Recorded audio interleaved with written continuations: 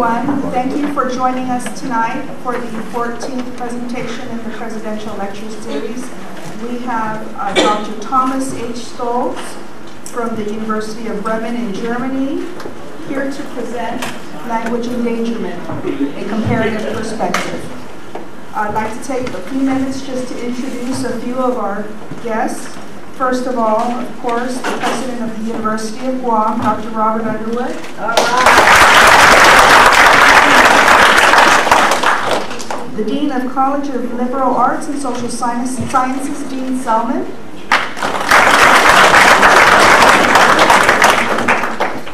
Father Eric Forbes of St. Fidelis Friary.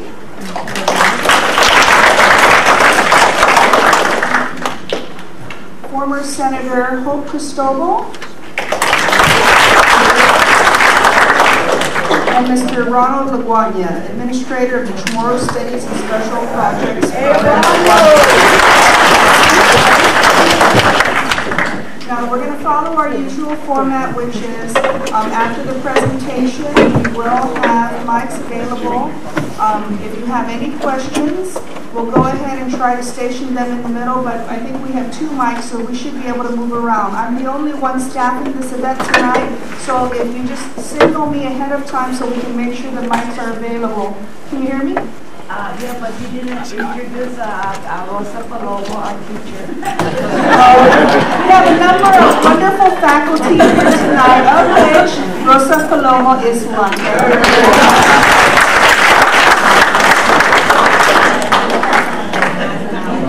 So again, we'll go ahead and start by having our president, Dr. Underwood, come forward to introduce our lecturer.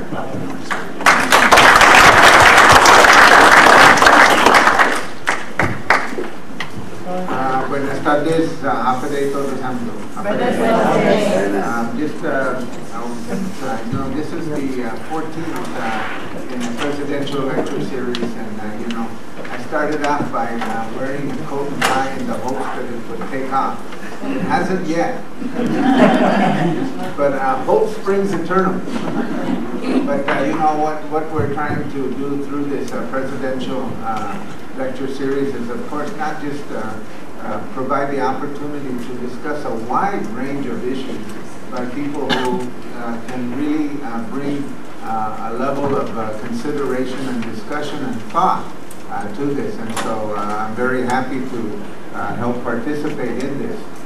Today we have a very remarkable scholar and a remarkable friend, not only of the Chamorro language, but of the University of Guam and the people of the Marianas. He brings a uniquely strong academic background. He has a PhD in comparative linguistics from the University of Ruhr. I can't tell you what his PhD thesis is because, I don't read German.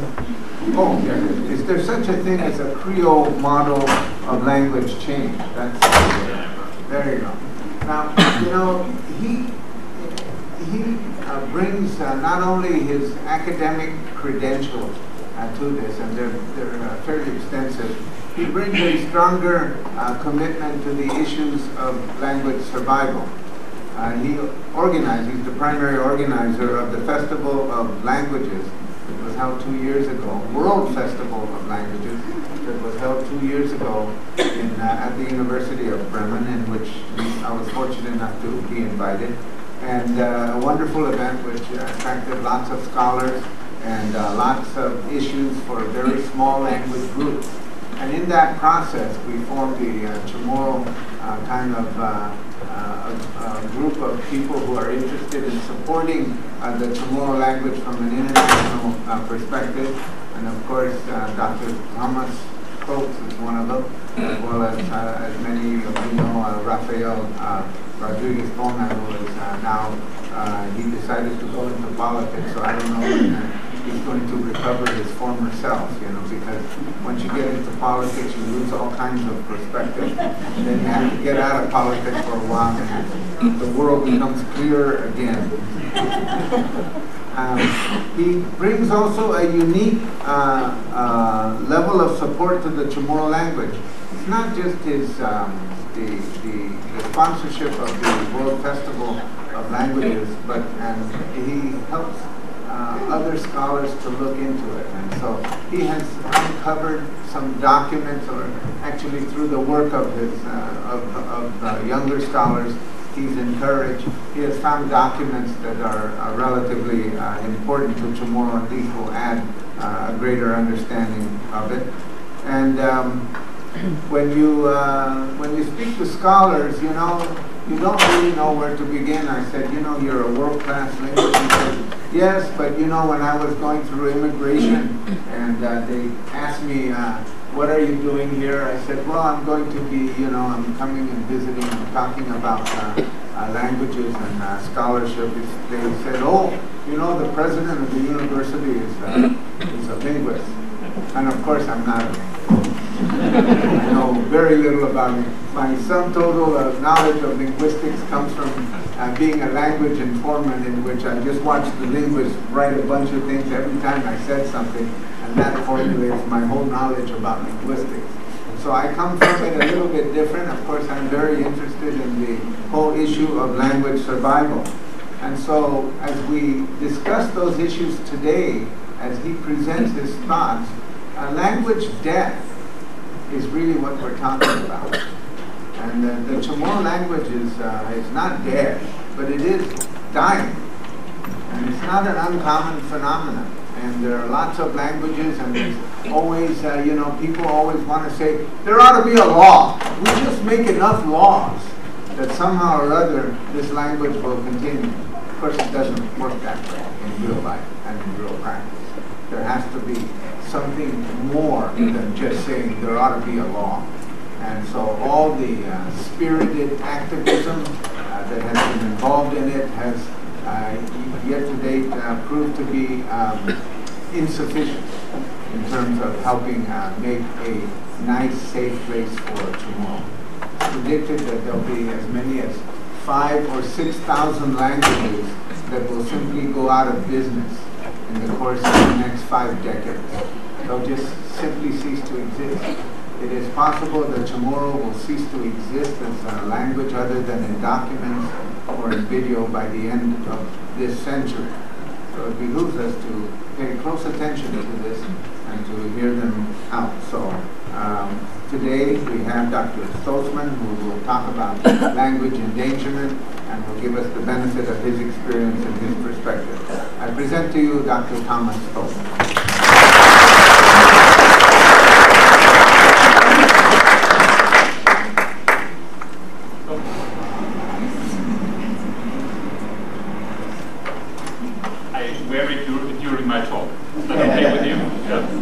Thank you very much for the presentation, and also thank you very much for the invitation. For me, it's a great honor to be on the program of this important series of lectures, and I'm very happy to have the opportunity to speak to you about language endangerment. I have to admit that originally I planned to speak about something completely different, more in line with the projects of my two collaborators who are going to give talks here, but I was specifically asked to broach the subject of language endangerment, and of course I complied to the wish. So first of all, I have to start with apologies. I'm not a speaker of an endangered language. My native language is German. Nor am I familiar with the particulars of the situation on Guam and in the Marianas in general as to the situation of endangerment. As a general linguist who, for completely different reasons, has worked with a number of endangered languages in Europe and in the Americas, I like to share some of my experience with you. The conclusions to be drawn remain yours. As a preface, the ideas expressed in this presentation fit in with the ongoing discussion about language endangerment, which was launched in the late 1980s, early 1990s. Since then, numerous contributions to the discussion have been made, not only by professional linguists, but also by political and cultural institutions, representatives of concerned speech communities, and many others, such that it is next to impossible to survey the extant literature in any sensible way. because there are thousands of titles to be mentioned. Thus, I make do with acknowledging that my own reasoning is indebted to the general lines of argumentation in the international debate. Only occasionally will I refer directly to individual authors and their ideas. So there's a rule of thumb. What is an endangered language? Linguists disagree upon the definition of an endangered language.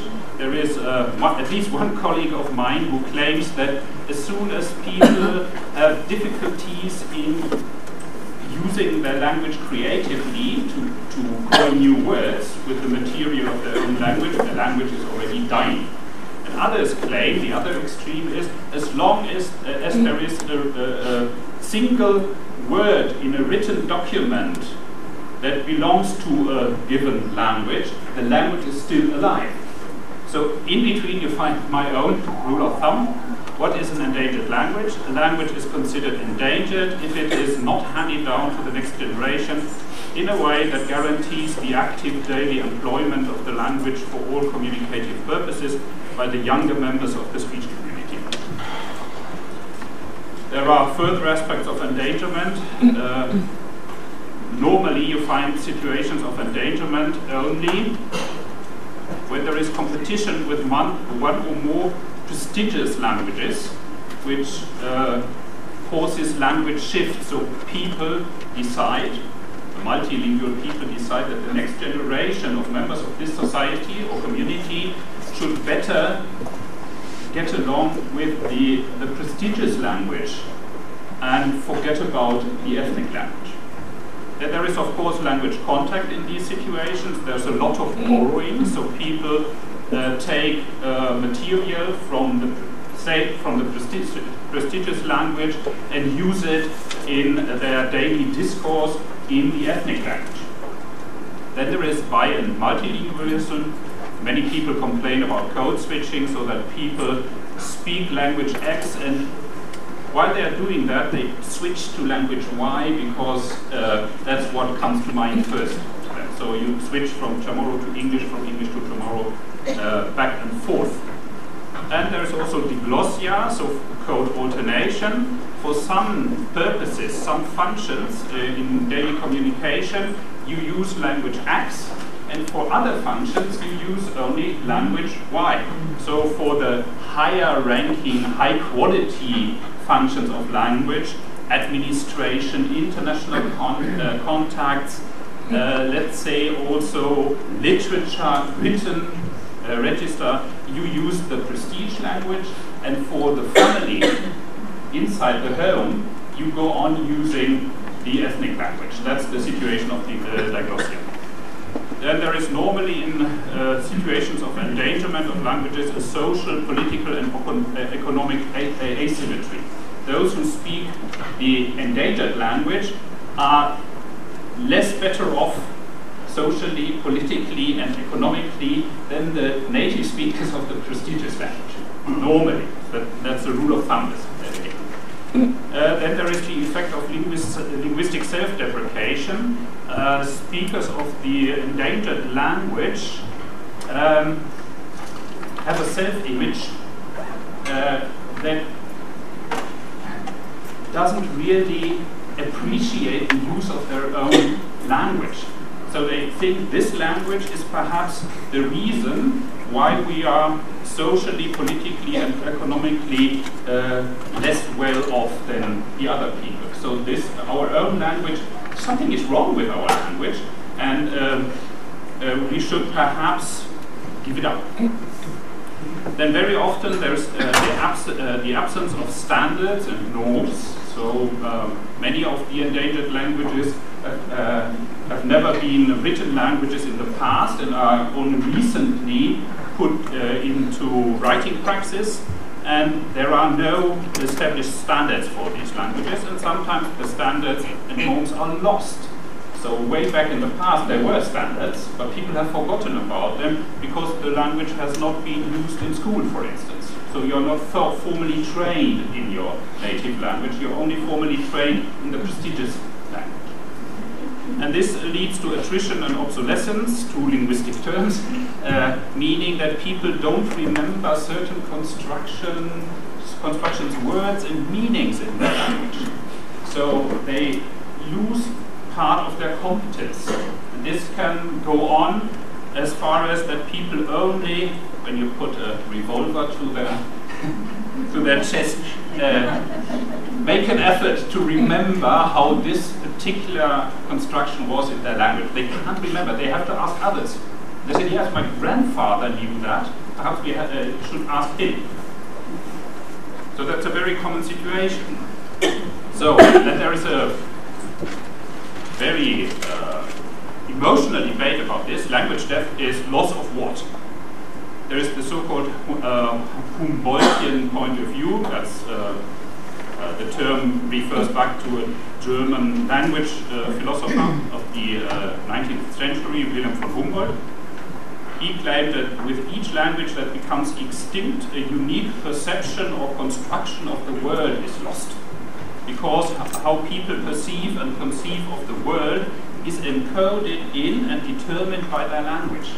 If the language dies, this particular way of seeing the world is lost. Meaning language death leads to the cultural impoverishment of humankind. That is something the majority of linguists involved in the endangered languages discussion would subscribe to. But there is those who oppose, of course. Linguists are divided as to the relation that holds between language and thought. A sizable and very influential group of my fellow linguists does not subscribe to the Humboldtian view. They claim that language and thought are dissociated from each other, such that language death does in no way affect the perception and construction of the world by humans. That's a very strong position, arguing against the Humboldtian view. I don't subscribe to this, but there is a large group of linguists, and they have good arguments for that. So it's not rubbish. They're not talking rubbish. There are good arguments, and we have no proof of the direct connection between thought and language structure. So the aims of concerned linguists, those who want to do something about language endangerment and stop it. They want to alert the general public, create awareness, safeguard the survival of as many languages as possible, maintenance, develop adequate means to bring moribund languages back to life, revitalization, make endangered languages fit for survival in the age of globalization. There's a German technical term in English, Ausbau, and document those languages which cannot be saved from extinction. There are such cases, preservation. Now, a word of caution, no individual and no community can be forced to remain loyal to their ethnic language. You can't force them. Maintenance, revitalization and Ausbau require the cooperation of linguists and the speech communities. Linguists can't do that alone, of course. Languages and their structures are dynamic by nature. Languages change all the time, are changing all the time. That is, they cannot be maintained in a format that is immune to change and variation. So, if you want to revive your language or let it survive, it will change anyway. But change doesn't mean loss. So now about numbers. Your president already mentioned some. We don't know really the exact numbers of languages spoken on the globe today. A widely shared estimate is 6,500 languages, whereof 1,200, that's 18%, have been used in written form at least once. All the rest are unwritten languages, only handed down orally to the next generation. 400 languages, that's 6%, are used in written form almost daily. 20, that's less than 1%, are major languages with more than 50 million speakers, accounting for 2/3 of the world's population. So if you take all the 20 languages together, you get the bulk of the world's population in a way. And 2,500 languages, that's 38%, are so-called minor languages with less than 10,000 speakers, and there are also micro languages with less than 100 speakers. Size does not necessarily matter, nor does literacy. There are languages, very small languages with very small speech communities like Faroese and Greenlandic, also called Kalaallisut, with speech communities of 50,000 speakers, less than Chamorro. Each compete with co-official and prestigious Danish in their territories and are doing extremely well. And then there is another language, Vogul, it's an old Uralic language spoken in the European part of Russia, with boasts of 1 million speakers, with fully developed literacy, daily newspapers, etc. But 70% of the Vogul speakers belong to the age group of 65 and older, and younger Voguls give preference to co-official and prestigious Russian. So this is perhaps a moribund language already, no matter how many speakers you can still count. There's the death toll. In this table you see that there is 6,500 languages spoken today. That's 100%. Optimists claim that in 100 years from now there will still be 2,600 languages, a loss of 40%. And pessimists say there will only be 650 languages left. That's 10% that will be left. So either about 4,000 languages or about 6,000 languages will disappear within the next century. So Chamorro is not alone. For every endangered language, there are literally thousands of parallel cases to compare with and to learn from. Though by far not all of the situations of language endangerment have been documented fully yet, we can postulate a typology of language endangerment on the basis of the recurrent patterns which have been identified already. Is it a tropical phenomenon? Languages die in the tropical regions. On the world map, endangered languages cluster in certain regions, yes? There is a broad strip on both sides of the equator where micro-languages are especially numerous, languages with less than 100 speakers. Micro-languages are prone to falling victim to environmental changes which affect their former isolation. So the modern world comes into their territory and then they're practically lost. Is it always caused by colonization? The vast majority of the world's endangered languages are situated in regions which have been or still are subject to foreign rule. In many, though not by no means in all cases, colonization by European countries forms the historical backdrop of the present situation of language endangerment. However, colonization is not always the immediate cause for language death.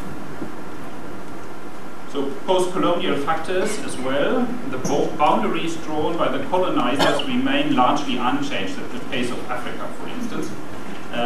The new independent states are practically all multilingual and multi-ethnic. So there is a crisis, a linguistic crisis within these territories because there are several candidates for becoming the national language.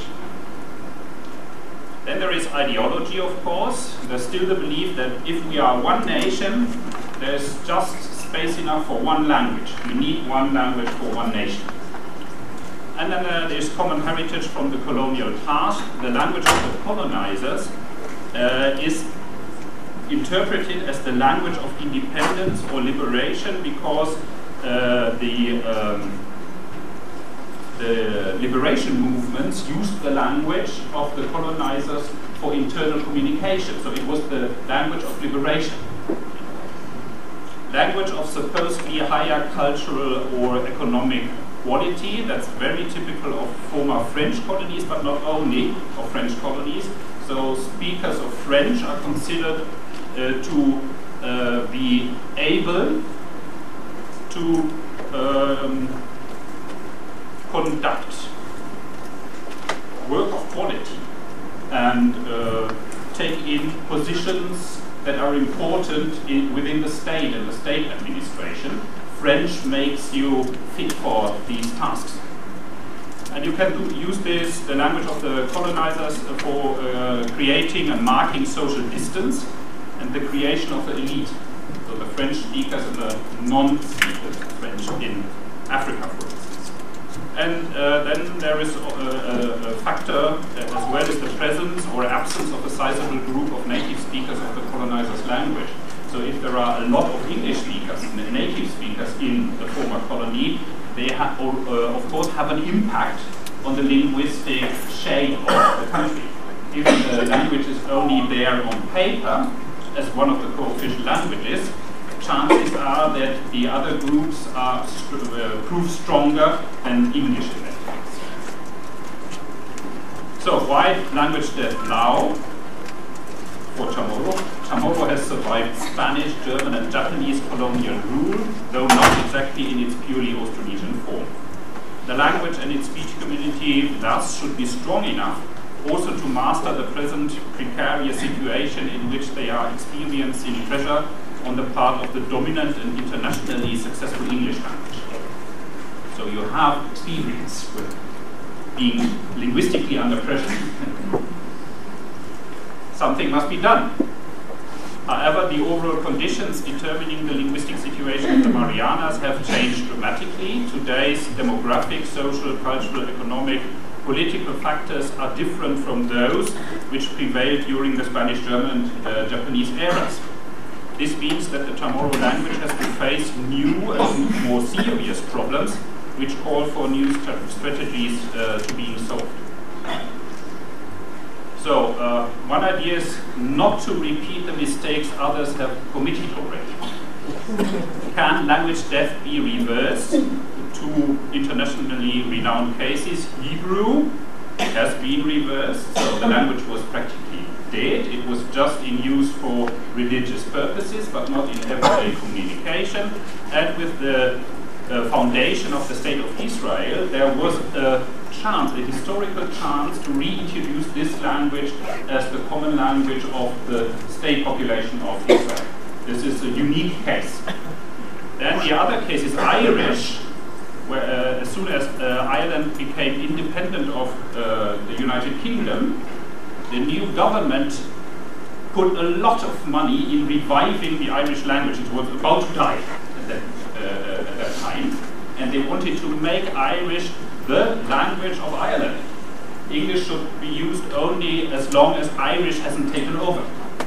What happened? Ireland ruined its state budget for several decades and spent a lot of money on the revival of Irish, and it has created, this policy has created a sizable number of foreign language speakers. So speakers who know Irish because they had to take classes in order to become state officials.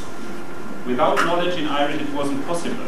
But they are not native speakers of the language, they are second language speakers. Their native language is English. And the situation is nowadays exactly the same as at the beginning of the 20th century. There are 70,000 speakers, native speakers of Irish, 1.8 million foreign speakers of Irish, and the rest of the population is monolingual English speaking, several millions.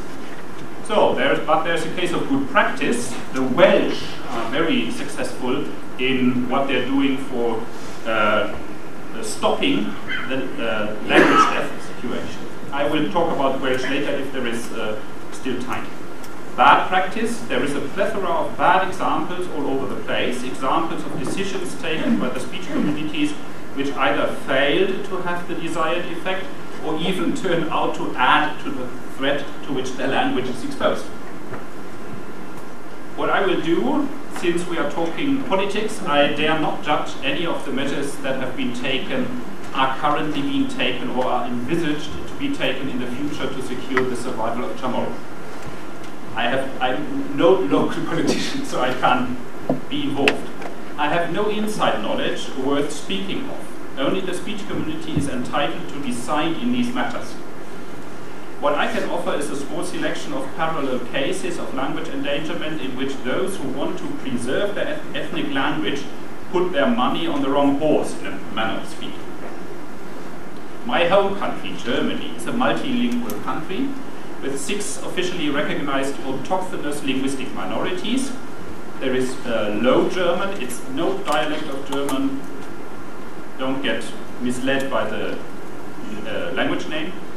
It's a close relative of German. It has 250,000 active speakers of 2.5 million potential speakers of the language. Then there is North Frisian, also a relative of German, 15,000 speakers of a group of 50,000 ethnic North Frisians. There's East Frisian, 2,500 active speakers of a group of about 5,000 people. Lower Sorbian, a Slavic language, 5,000 active speakers of a group of 20,000. Upper Sorbian, 15,000 active speakers of a group of some 75,000 speakers. And then there is Sinti, formerly called Gypsy. You can't do that anymore, okay? Sinti. 150,000 active speakers of about 250,000. So, history. Except Sinti, all the minority groups occupied far larger territories in the past. From the 10th and 11th century onwards, these groups slowly ceded to German, expanding from the south and the west. Low German was an economically powerful international language until the late 16th century. Frisian speakers shifted to Low German, while Low German speakers shifted to German. And the disintegration of the speech communities was accelerated with the foundation of Imperial Germany in 1870-71, because then after that school education became compulsory in the entire territory of Germany, and the language that was taught everywhere was German. No Sorbian, no Frisian, no Low German, only German. Background, these minorities add up to slightly less than 500,000 heads, which is equivalent to 0.6% of the total population of Germany, which counts 18 million people. All speakers of minority languages are bilingual with German. With the notable exception of Sinti, all minority languages in Germany are threatened by imminent language death. In each and every case, various measures have been taken to bring the process to a halt and reverse it eventually. None of these measures has been a full success. More background, again, apart from the Sinti-speaking group, there are no discernible cultural differences between the minorities and the German majority. So you couldn't tell them apart from other Germans by just looking at them.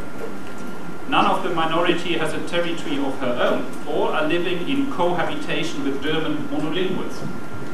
There is no sizable area where one of the minority groups forms the local majority. There are said to be some villages somewhere in the backwoods. Nobody is persecuted or experiences social disadvantages because of being part of the minority speech community. There are very rare, mostly non-violent cases of hostility against Sorbian in the eastern part of Germany. Street signs are crossed over and things like that.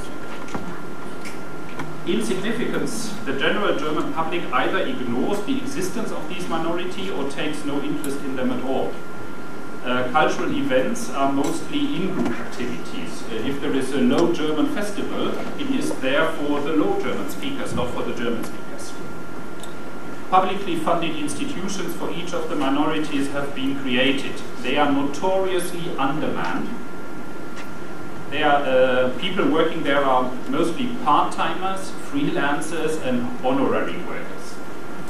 Small budget, in cases of conflict, repeatedly threatened to be reduced or withdrawn completely by the governments of the federal states.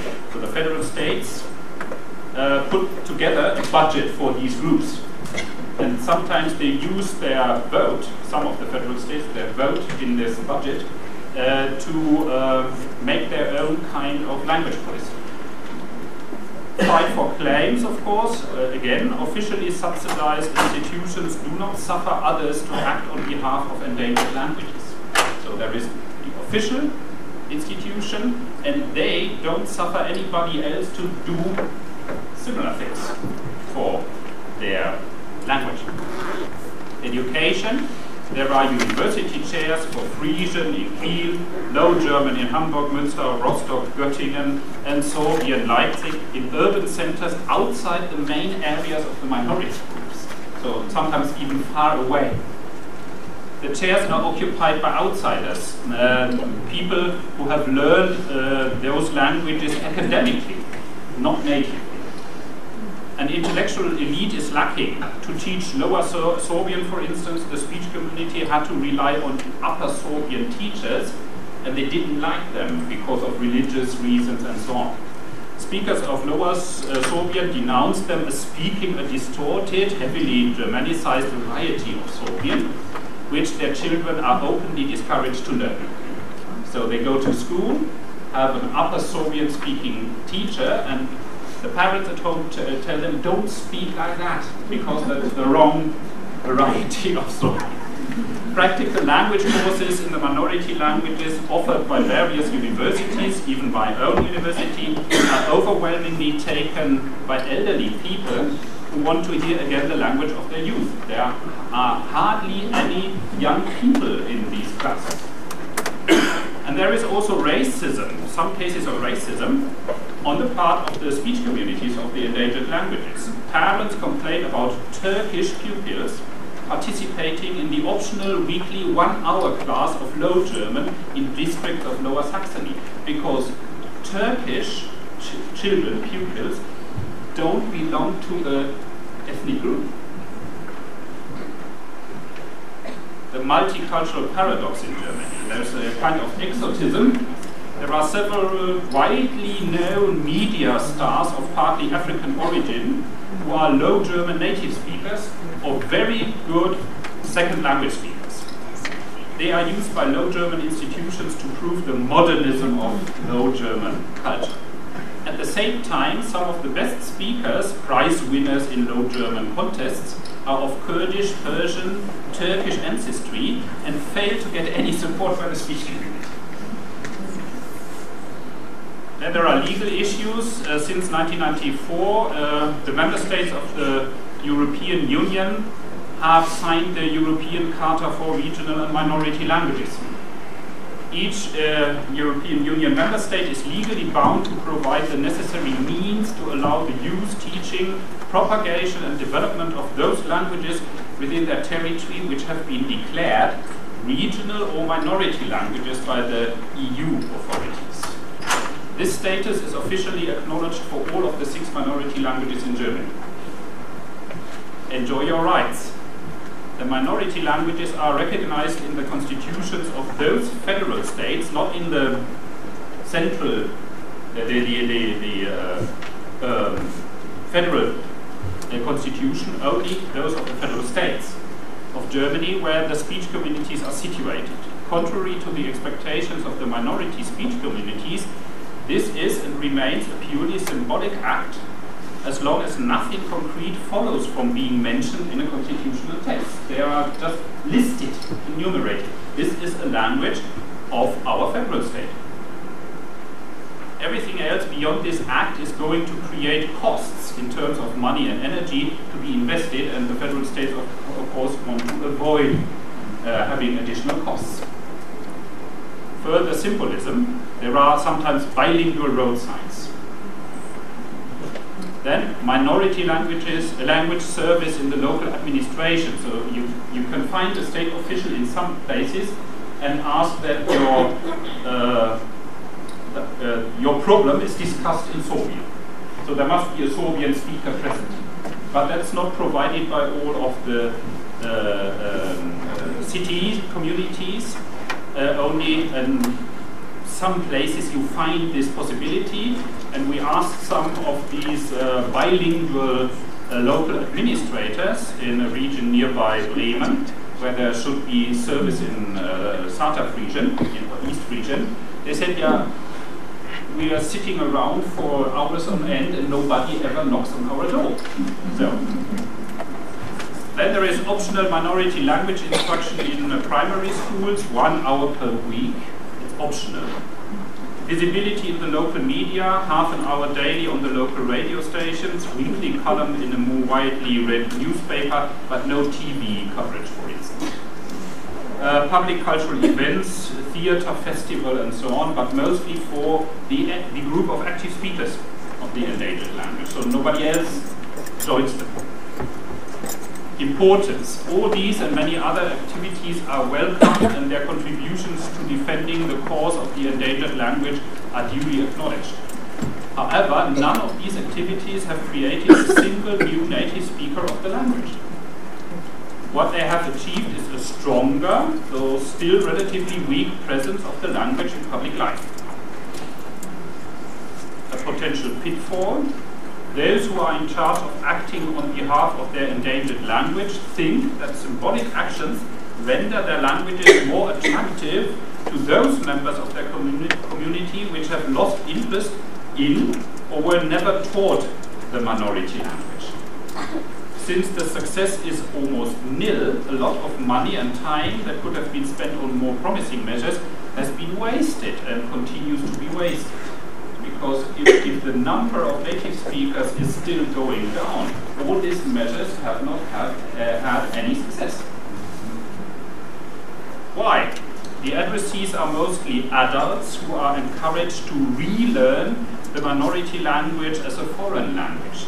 New secondary but no native speakers are created in this way. Too old to teach the new secondary language as first language to children. So this generation of new second language speakers is already beyond the retiring age. They have no children of their own. They have grandchildren, perhaps. But they're already too old to teach this new language as a first language to a new generation. The endangered language is treated as a marginal issue which comes up only occasionally but has no influence on our daily life. There is an elementary decision to be taken, and that's up to the speech community. Should the endangered language survive as a fully fledged first native language like Hebrew, or should it become everybody's second language like Irish and exist exclusively as a symbol of cultural identity, not shared by speakers of other languages? The communities of endangered languages in Germany haven't come to a viable decision yet. They don't know. They want to have new first language speakers, but they don't know how to create them. Loyalties are divided. None of the minorities in Germany can look back on a fully independent historical state or country of their own. I leave that out. All members of the contemporary minority, they were always Germans in a way. All members of the contemporary minority communities consider themselves Germans. They're not something else. They don't want to be anything else. There is no movement for independence, not even for local autonomy or partial self-government. There is a reluctance to promote their languages as co-official languages of their federal state. So when politicians, low German-speaking politicians, there are some, are asked, couldn't you make your language language of the parliament? They say, no, never. I wouldn't dare. Why should I do that? So they don't want to be illoyal to German people. Then there are Sunday speeches in the local parliaments of various German federal states. MPs have the right to address the House once every 6 months in one of the endangered languages. This granted right is dutifully observed on certain days of symbolic value, for instance, European Day of Cultural Diversity. Minority languages are not used if serious matters, economy, state policy, laws are discussed. Then there is internal rivalry. To make themselves heard, the various minorities have to speak with one voice, which they fail to do, of course. Since they depend entirely on funding by the European Union, the federal government, or that of the individual federal states, factions within the minorities compete with each other for financial support. Then there is also linguistic fragmentation.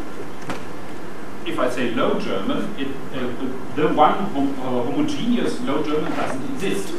There are 3 competing norms of Low German, Westphalian, East Frisian, and East Holstein, that coexist. There is no common North Frisian standard, as each of the 5 major villages claims to represent the real North Frisian. Consequently, all village varieties have been standardized separately. So you have 5 versions of North Frisian. A Apart from a similar village problem, East Frisian language preservers are divided whether to follow the West Frisian example, that's a very huge group in the Netherlands, or one of those of the North Frisians to develop a norm for their own language. They haven't decided yet. Speakers of Lower and Upper Sorbian cannot agree on a common norm. It would be possible, but they can't agree. What all this boils down to is that no homogeneous school curriculum can be agreed upon as long as everybody wants their own variety to be imposed on their fellow speakers. Artificial standard. Fragmentation is a pervasive phenomenon among endangered languages. A potential solution is the creation of an artificial standard which combines features of many, ideally all of the competing varieties. This has been tried out for a number of speech communities, Basque, Irish, Sardinian in Europe. Often native speakers tend to reject the new standard as too artificial, meaning not corresponding to their own local variety. To promote the artificial standard successfully, the speech community needs to be equipped with the necessary means. Money, media, education, and politics must be in their hands. The new standard can only take root with a new generation of speakers, not with the old ones. Orthography is a major issue, you know that yourself. A major issue and cause for trouble is the disagreement on the appropriate orthography. Orthography seems to be invested with a particularly high symbolic value. Owing to this symbolic weight, competing factions within the speech community spend a lot of time giving each other hell about orthography.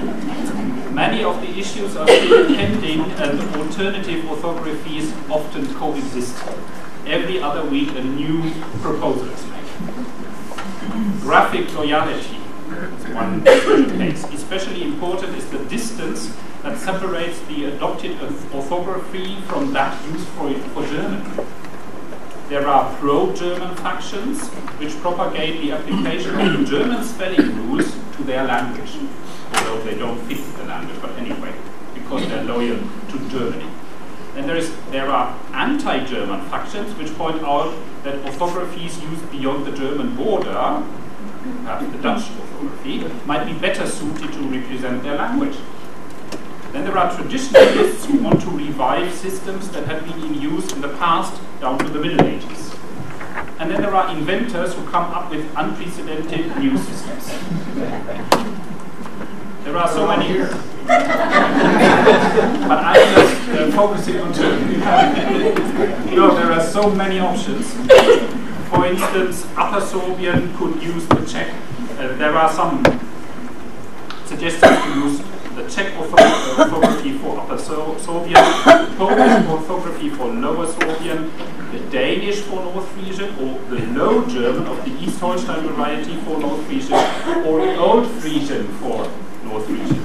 For East Frisian, you have West Frisian orthography as one option, Dutch as another option, North Frisian as a third option, and again Old Frisian.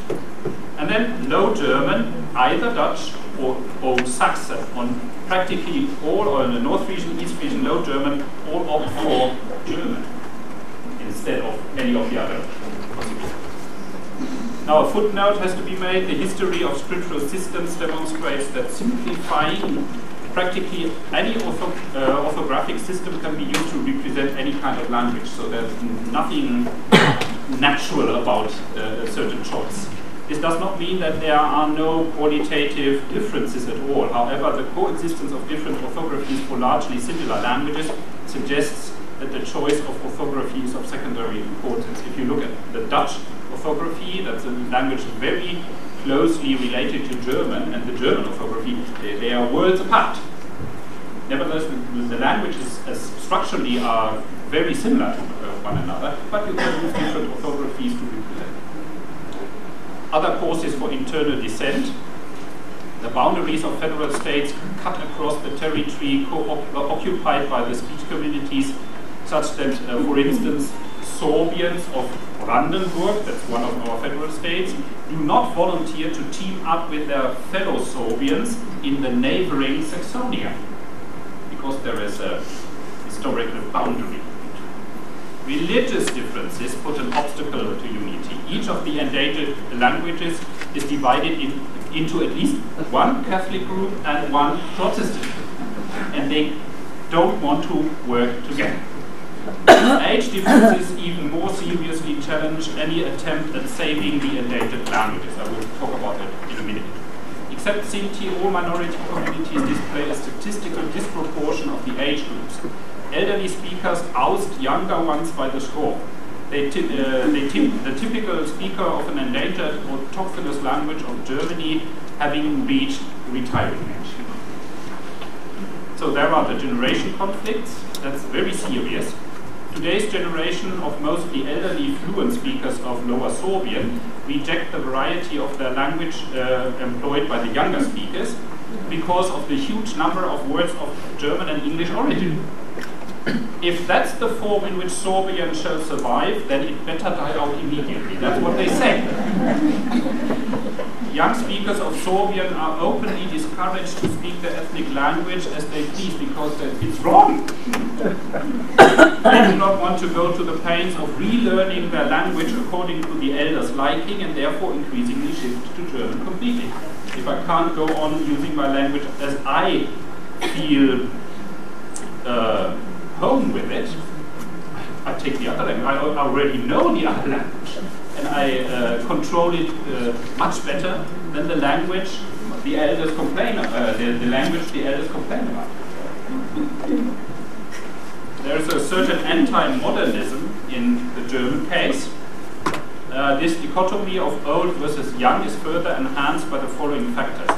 Language policy is determined almost exclusively by the most competent speakers who usually belong to the older age groups.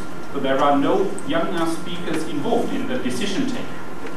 Their focus is on tradition, that is, they want to revive their language in the shape it had during its golden age, sometime in the past. Accordingly, new literary products in the endangered languages overwhelmingly involve plots and settings reflecting pre-modern times when language endangerment was not on the agenda. And that's sometimes boring for younger people. Young speakers interpret this emphasis on the good old days as a symptom of backwardness and thus associate the language of their community as an obstacle that prevents them from participating in modern life. That's what you hear. Mobility. Not only younger speakers have ample opportunities to experience the limited usefulness of their community languages. In a modern society, people must be prepared to move constantly to be successful economically and socially.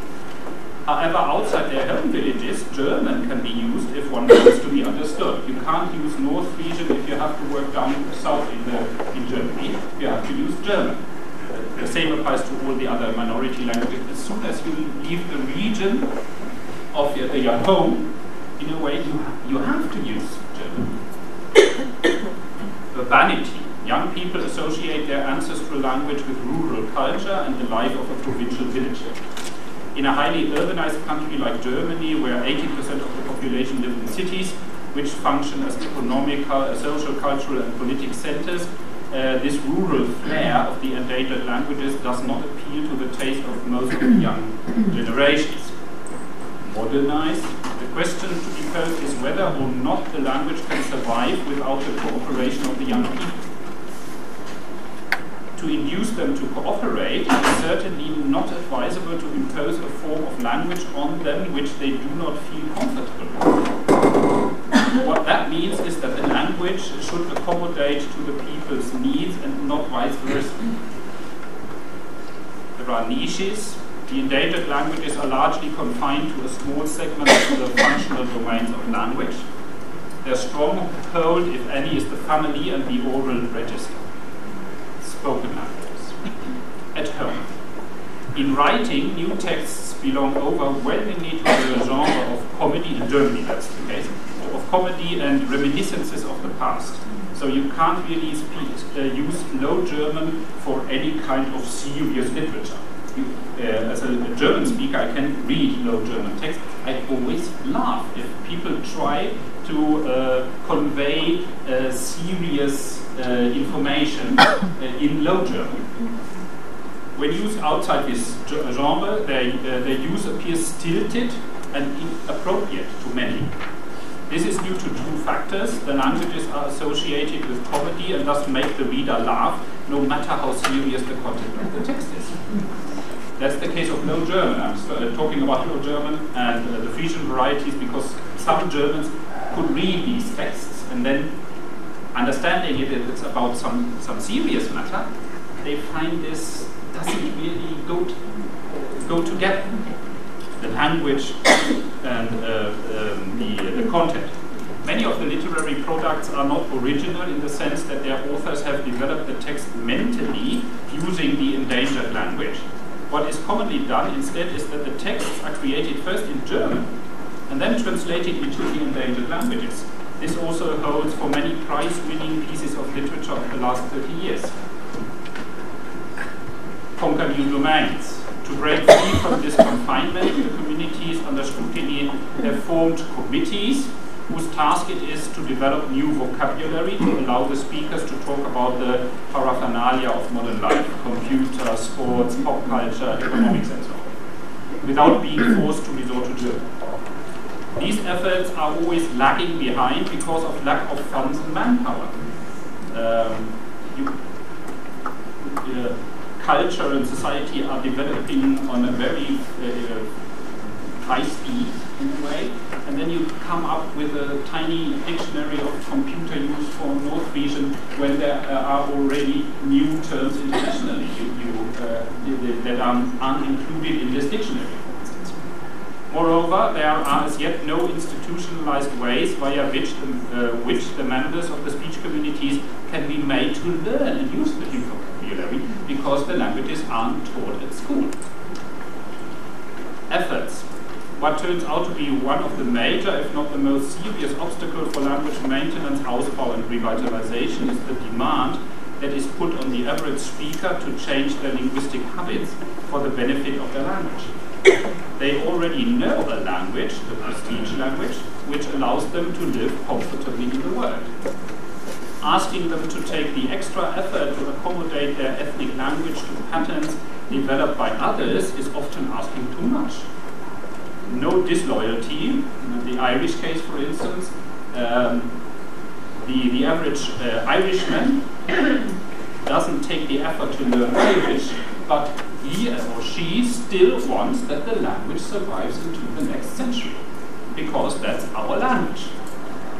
But I'm not ready to invest my time and energy into learning this language.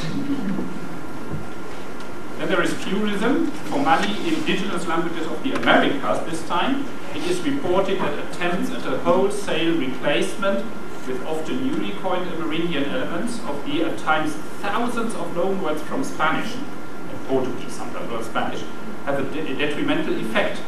Native speakers have the impression of having to learn their ethnic language completely anew. So I have to forget all these words. I knew them because I also knew Spanish. They are all bilingual. But I have to forget these words in my language and then learn a complete dictionary to go on using my language. Since they are not inclined to accept this task, they switch to the other language they already possess, namely Spanish. If I cannot go on using my language the way I learned it, I better not use it at all. That's what they said. Sum up, most of the measures taken by the endangered language communities in Germany are directed at new second language speakers, adults. If a language is meant to survive as a fully fledged language, what needs to be increased is the number of native speakers, however, because we need speakers, a language needs speakers who can use the language creatively. As a second language speaker, you always have a first language in the back of your mind, and that is perhaps affecting the way you can use your second language. So how do we achieve this? A fairly successful case is Welsh. Nowadays they count 265,000 active speakers of a population of 2.5 million people in Wales. Until the mid-1980s, Welsh was on the decline, ceding rapidly to English. It was expected that Welsh would be extinct by the early 21st century. Presently, the loss of speakers has been stopped, and even a slight increase has been reported, a gain of about 15,000 speakers within 20 years. How was that brought about? There were some ingredients in this recipe. There was a vociferous and unitary political movement, Welsh movement. It started already in the 1960s. And now Wales has regional self-government, something new for the United Kingdom. Massive investment of EU money has happened, so the Welsh are rich. They can use a lot of money for a lot of different measures to safeguard the survival of the language. And the British Crown doesn't interfere with what they are doing with the money. There's cooperation of the vast majority of the population. I don't know how they manage that, but there is. Massive creation of Welsh only and full immersion schools on all levels, from kindergarten via primary to secondary school. They have created a network of schools, not just one here and one there. There are dozens of them. And they are flooding the book market with Welsh products of all genres. So every month I get the information from the Welsh Cultural Center, and they announce the book of the month. So they have several books a month, and the book of the month is a special one they want to sell.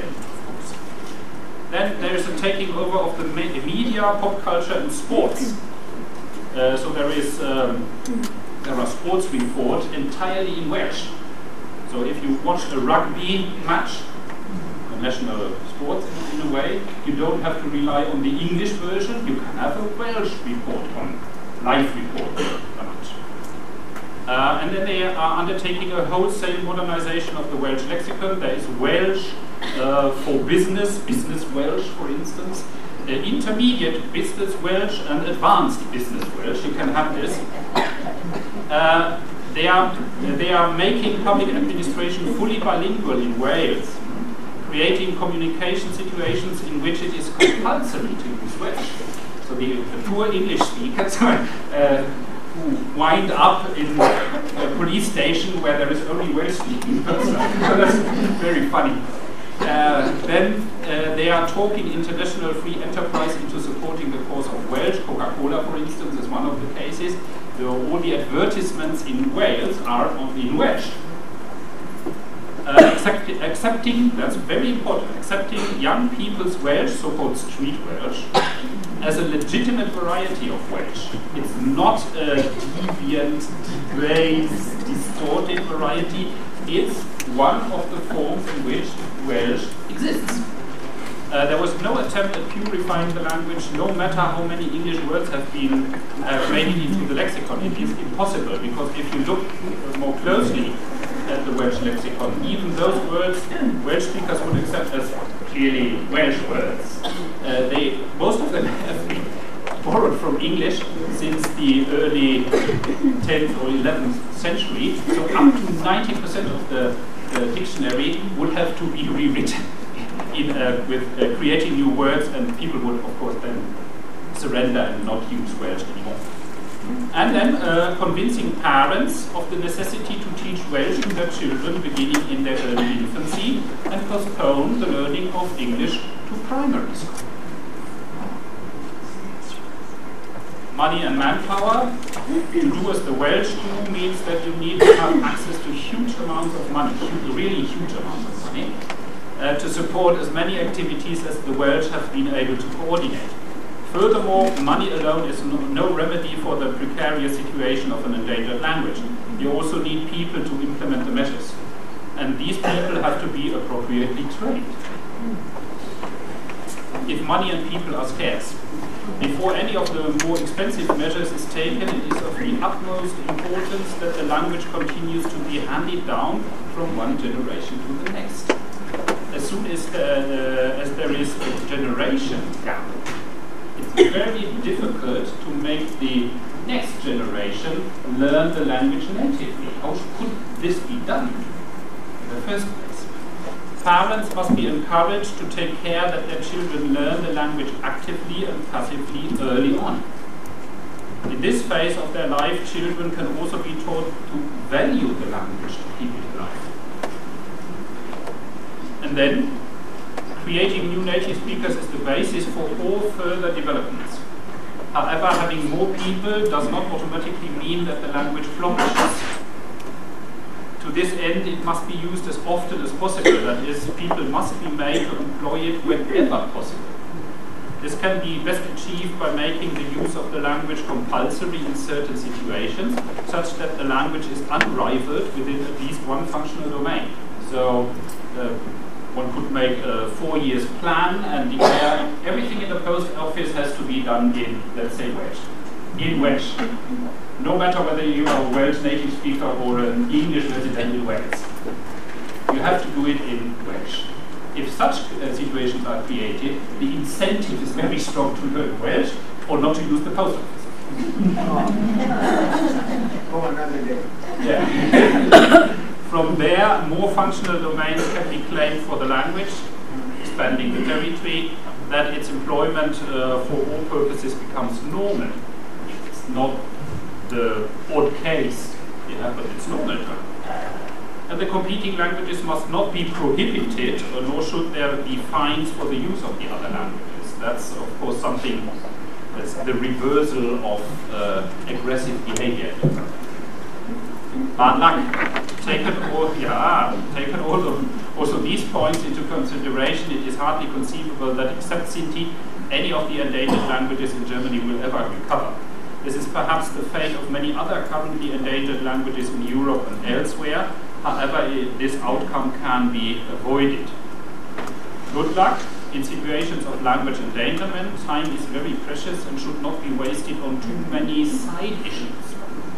What is necessary to begin with is to concentrate on 3 basic issues, namely in the family, handing down the language to the next generation, not postponing this to primary school when there are some teachers who could do that, but you have to lay the foundation already in the early childhood. In the community, acting as one. And in the society, claiming functional domains for the language. So this is a sector in which my language has to be used by everyone. Oh, that was it. Okay, I've reached the end.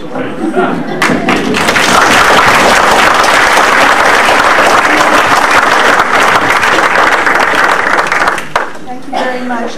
Before we open up the floor to questions, we'd like to welcome a few other guests who came in a little bit late. First of all, Vice Speaker BJ Cruz, thank you very much for joining us.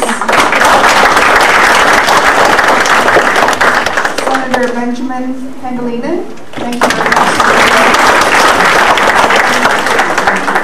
Hi, Edwin.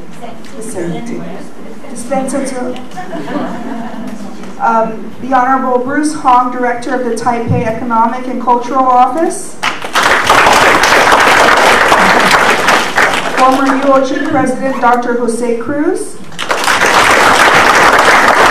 And last but not least, former Superintendent of Guam Department of Education, Narissa Britannia Underwood. So we have 2 microphones and I have a volunteer here to help me out. Please raise your hand if you have a question for Dr. Stolz, and we'll bring the mic to you.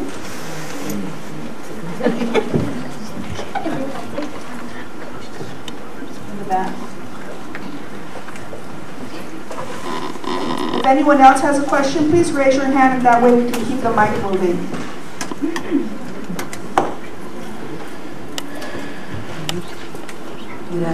Good afternoon, everybody. My name is Helen Cepeda. I heard you, and I also understand that you're from Germany. We are a Chamorro teacher. We teach our kids daily. We're trying to bring the roots back. It is not a forgetful language. We are bringing the language up. So, Germany and Guam are 2 different. And I know as a Chamorro teacher, we do it daily. We deal with parents. What's the problem right now? We have other younger parents saying that they don't want their children to learn, but it doesn't matter. The children have to learn because when we die, we're going to give the language to them. I don't want to hear anything about Germany. I want to hear something about Guam. Yeah, the problem is that I don't know exactly about the situation in Guam, in school, for instance, and so on. And I wasn't claiming that the situation in Germany and here on Guam is exactly the same. No, I just wanted to present some cases so that you can compare them. And if you say, no, it's completely different in our case, then you are lucky, of course, because in Germany there is no chance for the minority languages to get this support. And I also know that Guam is a borrowed language. We borrow language from other islands like Philippines, Spanish, and also the Micronesian. And you said something about Japanese. But I know for a fact that we used quite a few Philippine language, and you did not mention that. Oh, sorry, that was... No problem. I'm keeping an eye on you. Yeah. Send me a list of all the things I forgot to say. Dr. Stolz, thank you for your presentation. It's interesting to see the work that you've done in your home country and to compare it with the conditions in our home country. It is encouraging to know that there's hope, but it's discouraging when you say that you need lots and lots of dollars. It's encouraging when you say that without dollars, if we can get our Chamorro families to pass this on, the parents to pass this on to the children or the grandparents. We mustn't dismiss grandparents, but grandparents do a lot of child rearing, not only on Guam, but nationally, across the United States. It's encouraging to know that if we can get our community together to be unified, and the lack of unity can destroy any project. So the unity is really important, how to do that. And what seems really possible with our lawmakers, and we have several here, is the notion of compulsory functional domains. But I would want to avoid what you stated is happening for many of the languages in your country, where you have more outsider speakers than native speakers. So in a way, your talk is very encouraging, because it says for where we are now, and we are in a precarious position. Where we are now, there is still hope. But it is discouraging when that's linked to lots and lots and lots of money. Yeah, thank you very much. Perhaps I can say something about the money. The Welsh have done a lot of things in a parallel fashion. So they have invested money into literacy, literature, media, and so on. But that's perhaps not necessary for you. You still have quite a sizable number of native speakers of the language, and also some young speakers of the language. So you don't have to invest the money into TV, for instance, or literary works, but you could concentrate on something. If you don't have the money, if you don't have lots and lots of money, as the Welsh have, you can concentrate, focus on one culture first, and then go on step by step to, let's say, widen the scope. So I think it's more encouraging than discouraging. Thank you, Dr. Stolz. Can you speak to the Austronesian mother tongue, the original language? Was that a spoken language? And it seemed to me the pressures were that the speakers left the origin of the language and moved out to other areas, and so that was the pressure then. And what happened to that language? Can you speak to that? That is a general problem with so-called proto-languages. For all of the language families we know on the globe, you can reconstruct a kind of proto-language, like Austronesian, common Austronesian. But for most of these cases, there are no historical records of such a proto-language. We can only speculate about the reality of this reconstruction. For some people, these reconstructed proto-languages are real languages, They have, once they existed exactly in this form, and thus they were native languages of some people way back in the past. But because people migrated to different places, the language, the varieties of that language developed apart, separated, had their histories of their own, and thus individual languages developed out of the proto-language. And that could be also claimed for Indo-European, for instance. German and English are, and French and Italian, Russian belong to the same family, but they're not very similar. So you can't really tell the relationship just by superficially looking at them. You have to have philological knowledge, and this is being done via reconstruction. So you also have a Proto-Indo-European, like Proto-Austronesian, and people discuss and fight over the issue whether Proto-Indo-European was a real language, or is it just a kind of abstract way of demonstrating that the languages which belong to the family are related to one another. I hope you don't mind, I'm going to use my experience. So my mom is a native Chamorro speaker, and I thought it was really interesting that you brought up the significance of the fact that older people really have to work with younger people in order to keep the language perpetuated. One of the issues that I have in speaking Chamorro with my mom is that she gets really frustrated with me very easily. And so I was wondering, in looking at your case studies, have you looked at any, or in language revitalization programs, were there ever any kinds of programs that specifically dealt with the native speakers in teaching them how to almost reintegrate younger people into the native language community? Because it's one thing for my mom just to speak to me in Chamorro, but it's another thing for her to tolerate me, and it's also another thing for her to understand that I'm going to mess up, and for her to be patient, and for her to understand I'm basically like a 2-year-old again. Yeah, there are, thank you very much for this question. There are several international programs of training of native speakers to take the revitalization of their language into their own hands. So there are some activities of this kind in the United States. There's a center at, I think, Santa Barbara in California and elsewhere as well. There is another center in London, the School of Oriental and African Studies. And as far as I know, there should be one in Japan as well. So people are sent out, teach native speakers of concerned communities within programs of so-called summer schools and spring schools in Mexico and in other places, so that linguists don't have to go into the villages, but leave it up to the communities and the families, the parents very often, to teach the language, let's say formally, to their children.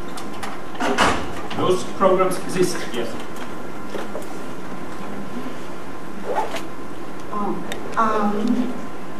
We are very fortunate, actually, the Chamorro people, that our language hasn't, is still around. But however, in my observation as a Chamorro is that the Chamorro people, us Chamorro, we need to, those of us that know the language, it needs to be awakened, because it's in us. Many of us, the language is in us, but we need to, as a concerted effort, we need to work together to bring our spoken language back into in different community domains.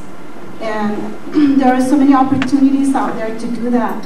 However, it's easy to choose to just speak English. You know, it's hard work to speak our language in certain domains, because we have to consciously really think harder to express ourselves in our language and work harder at it to have others understand us in our language. But because many of us really do speak the language, but we choose to speak English. And I've seen that, and that's a hard thing to say, and some people can get offended by that, but we as Chamorro people have an opportunity to practice our own language, those that know it, provide an avenue and an opportunity for those that do not know it to learn from us that know it. You know, because our language isn't dead. It's just sleeping in a lot of people right now. Yeah. Some languages are dead, but ours isn't. And we have our neighbor islands, you know, the Sinai, where the language will die also if people don't realize that they need to consciously speak their language. And even parents, young parents who know the language, choose to teach their children English when they could teach their children Chamorro. And I was in one of these places in the public arena where an elderly person told me that it's not important to teach the Chamorro to their children because there's no value in it. Okay, so do we have to look at everything that equates into money, or is it about our history, our culture, our people, the way we express things, and the way we have relationships with our families? So I believe that what happened, in my observation, is that the value was lost somewhere along the line in speaking it because of the dominant language, the English. Although our language is, although Chamorro is an official language, the dominant spoken language is English. So I believe that if those that want to help bring the language back, they need support. They need the support of people that really believe that our language can be given that prestigious place again in our communities. And it's okay to have English. It's because there can be more than one way of communication, but the only way we're going to bring it back and restore it to its prestigious place in our communities is to start with us. I always say that I cannot depend on someone else to show me how to do it. The only thing that many of us can do is to speak it. Speak it if we know it. In however many other opportunities out there, we can do it. Because I cannot depend on someone else to speak it for me if I know it. So that's my take on it. Because there's many avenues to speak it, but my observation is that we choose to speak English when we have the opportunity to speak our language. Yeah, and also to help the immersion schools. I believe that one of the ways to really promote our language is to fund immersion schools. And if the money needs to go anywhere, that's where it needs to go, because those little babies are easier to teach than older people. Those little babies have great opportunities in daycares and Head Start programs. Head Start has programs that can integrate language into it. So those are the, start them young and give them opportunities in the community to share the language. And in the government agencies, those that speak the language in the government agencies, start with yourself. Start with yourself to share what you know with others that don't know. That's my take on it. Yes, thank you very much. I share your views fully. You have given support to some of my arguments. One more. Thank you for the presentation. A friend of mine, who's Chamorro, was telling me that an American soldier who came to Guam just last Liberation Day, July 21st, was telling him that, hey, Joe, if we did not liberate you, you're going to be speaking Japanese right now. So he answered back and he said, what language am I speaking right now? And the reason that, to me, that conversation is short but significant is that you have framed your presentation on those compulsory requirements for language in order to survive on the status of people that are independent or republics. Guam is a colony of the United States, and it doesn't control its immigration, it doesn't control a lot of things, and even their requirements for their curriculum is sometimes dictated by the United States government on whether you can speak the language 2 hours a day, 3 hours a day, and there'd be a red flag, you know. So I think that if, I think it wasn't included in your presentation that colonialism plays a lot of, I guess, importance in ensuring that if Guam becomes a free associated state or independent country like Palau, could probably save its language and make compulsory requirements for immigrants and everybody else coming here to speak the language from elementary and up, but not discouraging them from speaking their language. But I think the change of political status will help in removing the endangerment status of the Chamorro language. And that's what I thought it was not included. That colonialism here in Guam is so intense that it's going to become one of the largest nuclear bases on Guam, I mean in the Pacific. But I'm not sure that also is threatening the language of Guam. Thank you very much. I agree with the idea that independence or self-government is a necessary condition also for self-determined language policy, of course. One idea could be an independent Guam. I'm fantasizing, of course, at the moment. Independent Guam could still go on using English for international purposes, but internally, Chamorro should be the first language, or one of the first languages. So,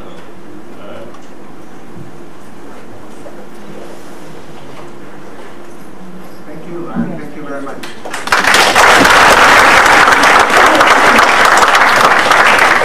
Dr. Stoltz has given us a lot to think about here, and I know that many of you are drawing different lessons from this, which is the whole purpose of it. For some people, I think the lesson that is drawn from it has to do a little bit with politics, but sometimes people bring politics into any discussion, so maybe that's not the issue. Some people say we should just start speaking it more. Well, that's pretty obvious, but we're not doing that. Some people say we need money. And of course, that's always obvious in everything we do. But there's some things that just strike me about the example that he gave on Welsh. You know, the Welsh speakers live in the United Kingdom, which is the homeland of the English language. So it's a kind of a remarkable phenomena when you think about it. And I always think back to, I think one of the most famous Welshmen I've heard of, and that's Richard Burton.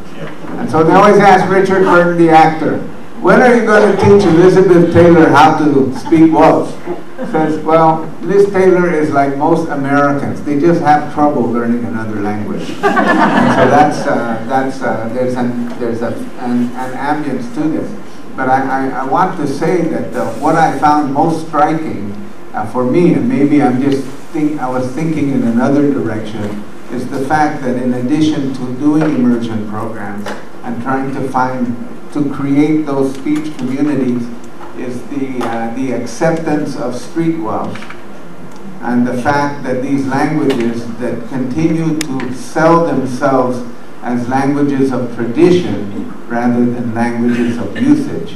And so when I think back about how we have taught Chamorro for decades now, and we keep teaching it as if everybody had a Carabao in their backyard, and we're not teaching them how to live in the 21st century. And either if you believe that Chamorro can exist in the 21st century, it can. And we can make that happen. We can make that happen. So it doesn't have to be, you don't have to feel bad that you don't have a Carabao in your backyard and you're not raising chickens or pigs. But you know, it's just a kind of a mindset that we have jumped into ourselves. On behalf of I know you've did a lot of yeoman work in presenting this. On behalf of the University of Guam, I want to present you this. It's in commemoration of your speech this evening. Dr. Nakane Talo, por favor.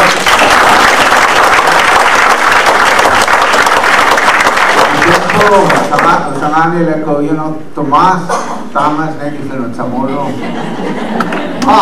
Pues Katananan, Sima. Dr. Nakane, Pasima, Talo.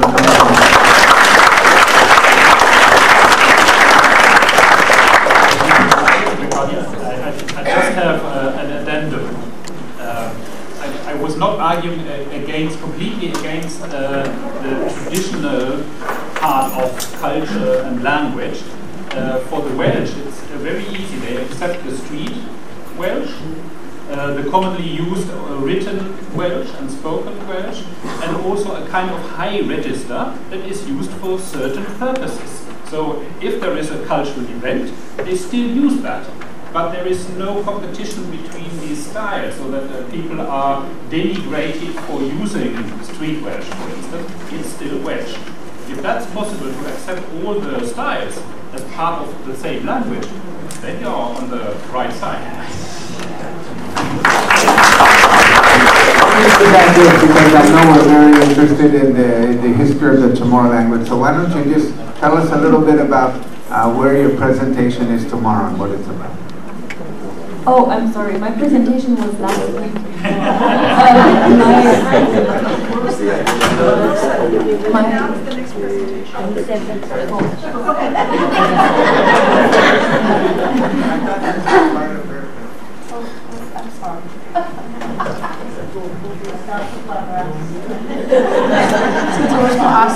Y otra presentación para el día 27 y martes, otra semana, y kita una presentación Taifi ya para si Steve Pago para presenta ya para pofanui ni matugenya y lihendi mafanana and fairy tale directamente in fino alemán no imatugenya gidos na journal gifino ni matugi gifino alemán lo cantoro gifino Chamorro.